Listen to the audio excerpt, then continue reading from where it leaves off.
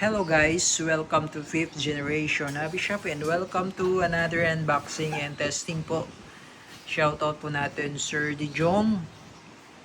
Yan, meron tayo ditong T-Rex ng WE High Kappa po ito. This is the T-Rex 4 series. Ito po yung may full automatic version. Semi and full automatic po ito. Yan. This is airsoft. So, ang bala po nito ay plastic ball po. Plastic BBs. Ang hangin naman niya or propellant is green gas. Hindi siya CO2 kundi green gas. Iba po yung CO2. Ngayon, ito po yung kanyang projectile. Airsoft BBs na plastic ball.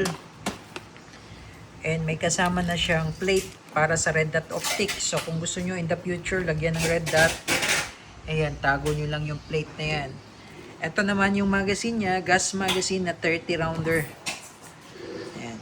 Ito yung unit. Fiber optic sight, front and rear na. With markings. Front and rear serrations, naka magwell, naka beaver tail safety, manual safety.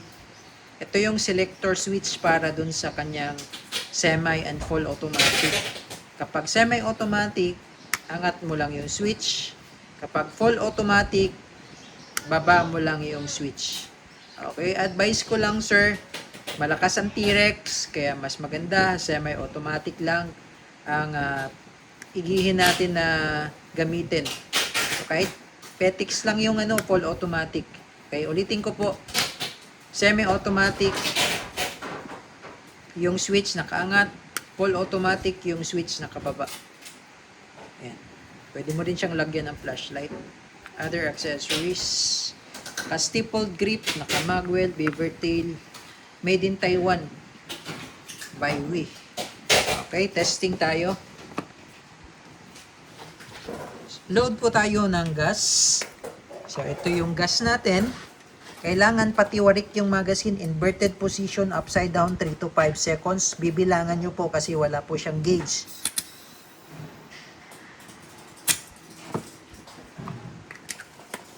Sa paglo-load naman po ng bala, pwede kayong gumamit ng BB loader or mano-mano.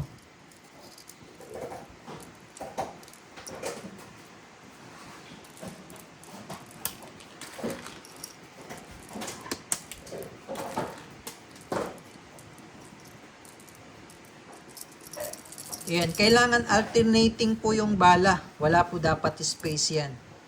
Okay? Check po natin yung safety. Switch up para sa safety. Switch down para sa safety off. Ngayon, naka-safety off. Pag kinalabit ko yan, papalo ang hammer. Ulitin ko po. Pag kinalabit ko po siya, papalo ang hammer. Ngayon, pag hindi to dinidiinan yung beaver tail, kahit anong kalabit ko po niyan, hindi po yan pumapalo. Okay, kasi nga po, part of the safety feature po niya yung beaver tail. So, kailangan pong diinan niya. And that's the time. Okay, so testing.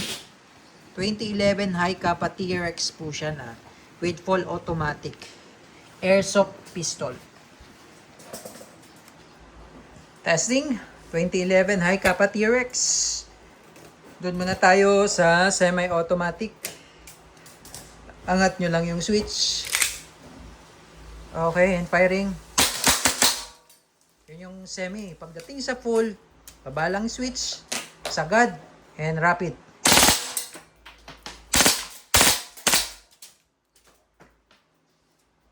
Okay, pag wala ng bala, open slide release magazine, alalay lang sa slide lock, slide release po kasi pagka hindi nyo siya inalayan, eto katagalan mapupudpud yan. So pag napudpud yan, hindi na yan maglalak. So ang gawin nyo, open nyo lang yan, itulak nyo lang bahagya, baba ito, then release.